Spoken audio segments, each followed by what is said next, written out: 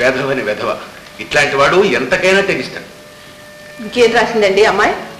అమ్మాయి బాగానే ఉందట, మన కోసం ఇల్లు కూడా చూసిందట, అందరిని అక్కడికి రమ్మని రాసింది. కానీ ఈ దౌర్భాగ్యం అక్కడ తీసుకెళ్తే అక్కడేం గొప్ప మీద తీసుకొస్తాడు, అది కదా. అడుగు వచ్చినట్టున్నాడు సుపుత్రుడు. జాక్పాట్ వచ్చినా? ఏ 300 పెట్టినా? 300 ఎక్కడ? 300 మహా ఇచ్చి పంపించినట్టు మాట్లాడుతున్నాం. బుకాయించకరా. అమ్మాయి ఎప్పుడు ఎంత పంపించింది వివరంగా రాసింది. ఇదిగో ఉత్తరం.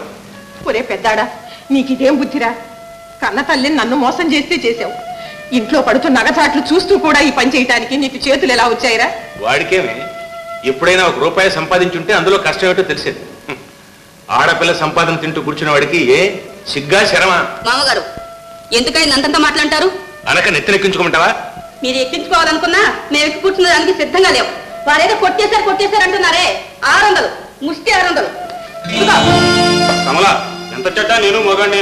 ఏదో తంటాలు పడి జాక్పాట్ కొట్టి వీళ్ళందరినీ ఉద్ధరిద్దామని కూర్చున్నాం గానీ, లేకపోతే మనకి మంచి కాలం రాదా? మనకు వస్తుంది మంచి కాలం. జాక్పాట్ కొడతాం, అప్పుడు చెప్తాం. రే, నువ్వేం బెదిరించక్కర్లేదురా. జాక్పాటే కాదు, కొన్ని కోట్లు సంపాదించినా నువ్వింత కూడు పెడతావన్న నమ్మకం మాకేం లేదు. లేదు? నిజంగా లేదు? లేదురా, ఈ జన్మకు లేదు. బాగా ఆలోచించుకు చెప్పండి. ఈ జన్మలో నన్ను నా 50 అడగరు, నా ఇంటికి రారు. అంతేనా? అంతేరా, ముమ్మాటికి అంతే. అయితే చూడండి, ఇదేమిటో తెలుసా? మేము జాక్పాట్ కొట్టాం, 2,98,000 తెచ్చాం. ఇందులో నయా పైస మీకు రాదు. ఈ క్షణం నుంచి మీకు మాకు సంబంధం లేదు. మేము వస్తాం. టాటా.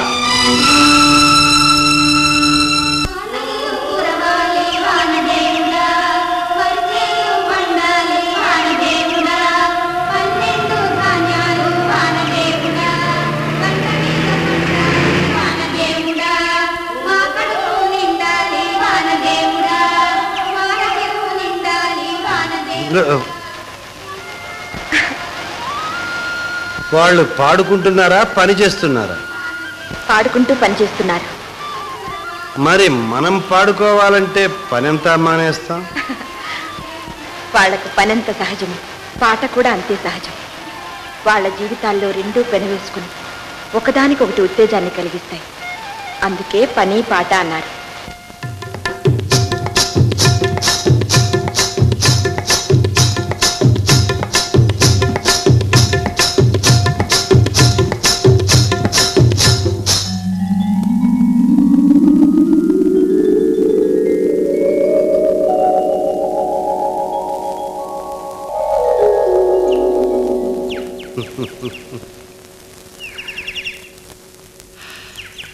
చూడండి, మీరు యజమానులు, వీళ్ళంతా మీ పనివాళ్ళు. ఇక్కడ మీరు కొన్ని నియమాలు పాటించాలి. నియమాలు లేవు, నిమ్మకాయలు లేవు. ఏ ఆవేశం లేకుండా ఉండడానికి నేనేం బుద్ధ భగవానుని కాను.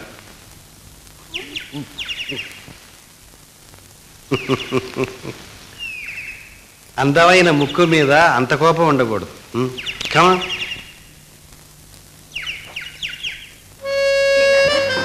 ప్రయాణం బాగా జరిగిందా? బాగానే జరిగిందమ్మా. అమ్మా, నువ్వు ఇక్కడ ఎంత మంచి పేరు తెచ్చుకున్నావు, ఎంత గొప్పగా ఉన్నావు అంతా విన్నాను తల్లి. కూర్చోనన్నా.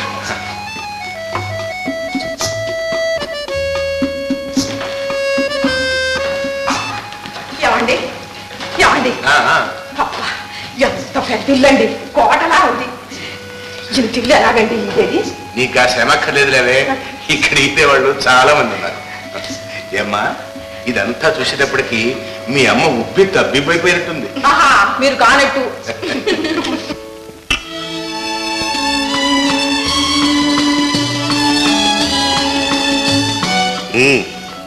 భోజనానికి కూడా సెక్రటరీ సలహాలు సహాయం కావాలా? బాబు, ఆమెను మేమే ఆహ్వానించాం. కూర్చోమ్మా. సౌందర్య అప్పుడే ఎంత పెద్దదైపోయింది. ఆడపిల్లలు అంతే కదయ్యా. అవునవును, అలా చూస్తుండగానే అమ్మలు అమ్మమ్మలు అయిపోతారు. చిన్నబాబు గారు, నేను అమ్మను కాను, అమ్మమ్మను కాను. నేను అసలు పెళ్ళే చేసుకోను. అదేమిటమ్మా, మా కళ్యాణ్ చేసుకుని ఈ ఇంటి కోడలుగా వస్తావని మేము కొండంత ఆశ పెట్టుకున్నాం. ఇంద్రాణి, నా అభిప్రాయం ఒకటి, మీ అక్క చెల్లెళ్ళిద్దరూ ఈ ఇంటి కోడళ్ళైతే. అవునులేండి, చెల్లెలి కన్నీళ్లు తుడవడానికి అక్కైనా ఉంటుంది. ఈ ఇంటి కోడళ్ళు ఎవరికి ఇప్పటి వరకు కన్నీళ్లు పెట్టాల్సిన అవసరం ఏర్పడలేదు. మగవాళ్ళు తాగి ఎప్పుడు నిషాలో ఉంటే ఆడవాళ్ళకి కన్నీళ్లు కాక ఇంకే ఉంటుంది. వదిన గారు, ఇంతవరకు ఆడవాళ్ల కన్నీళ్లు చూచిన అనుభవం నాకు లేదు. కాసుల కోసం వచ్చే ఆడదానికి కన్నీళ్ళు ఎక్కడుంటాయి? మీ అనుభవం అటువంటి వాళ్ళతోటేగా. ఇంద్రాణి, మర్యాద లేకుండా ఏమిటా మాటలు? తాగుబోతులకు కూడా అసహ్య వేసేంత అసహ్యంగా మాట్లాడడం వాళ్లకు తెలిసిన మర్యాద.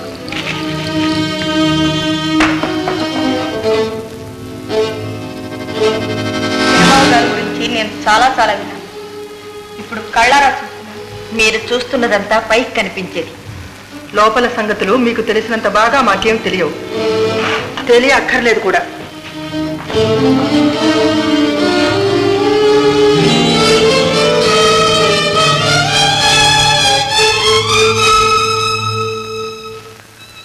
అమ్మగారు, మీరు కంట తడి పెట్టడం అంత మంచిది కాదమ్మా. అది ఈ దివాణానికి అశుభం. కళ్యాణ్ ఇంతమందికి లోపు కావడం, త్రాగుబోతనిపించుకోవడం నేను భరించలేను లత. అతన్ని చూసి అనుక్షణం నేనెంత బాధపడుతున్నానో ఎవరికి తెలుసు. నాలో నేను కుమిలి బాధపడకండి అమ్మా. చిన్నబాబు గారు తప్పకుండా బాగుపడతారు. లేదమ్మా, ఆశ లేదు. అతను అలవాటు మానలేడు. నాకు తెలుసు. నేను మాన్పిస్తానమ్మా. లత, నాకు తెలుసమ్మా, నువ్వింతవరకు మాకు చేసిన మేలు, సాధించిన మంచి అంతా నాకు తెలుసు. కానీ ఇది మాత్రం నీ శక్తికి మించిందమ్మా. కాదమ్మగారు, తప్పక సాధిస్తాను.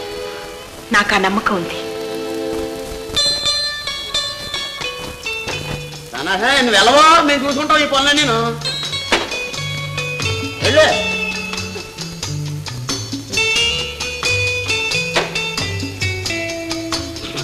చంద్రబాబు గారండి, ఆ బూటుగాడు ఏడినాడు?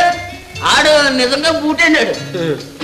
ఎంకటి లక్ష్మండి పక్కపేటలో ఉంటుందండి. నిన్న పురమాయం చేశానండి. అయితే మీ పాలలో నేను పడి ఉన్నంతకాలం నాకేం పర్లేదండి. ఇంకోటి ఏంటంటే మధ్యలో తిరగబెట్టేస్తుందండి దొంగ ముక్క.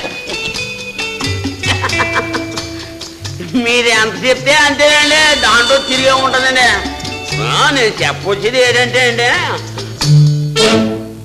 తర్వాత చెప్తానులే బాబు. తర్వాత చెప్తానండి బాబు. ఎక్కడరా లత? మీరు తాగడానికి వీల్లేదు. లత, మిమ్మల్ని నేను తాగనివ్వను. నాన్సెన్స్. నువ్వెవరు నన్ను తాగనివ్వకపోవడానికి? నేను తాగడానికి ఎవరి అనుమతి అక్కర్లేదు. అవును, మీకు అనుమతే కాదు, అభిమానం, ప్రేమ, గౌరవం ఏమీ అక్కర్లేదు.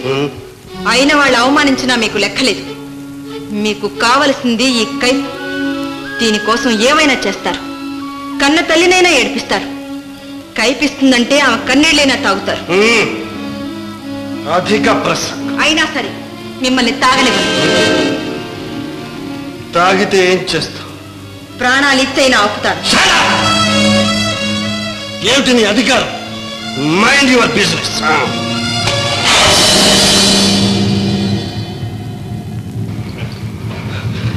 You bloody woman!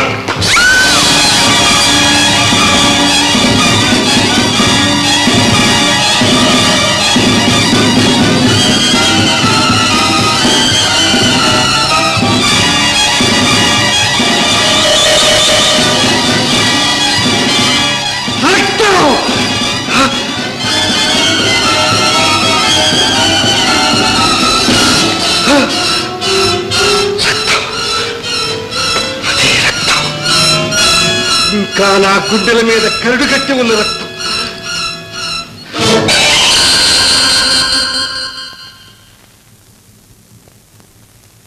చూడండి, రోజు తాగే విస్కీ కన్నా ఎర్రగా ఉంటుంది, వెచ్చగా ఉంటుంది, అంతకన్నా ఎక్కువ మత్తిస్తుంది. ఈ మత్తు ఎప్పటికీ దిగదు, ఈ కైపు ఎప్పటికీ తగ్గదు. తాగండి, తాగండి. లత,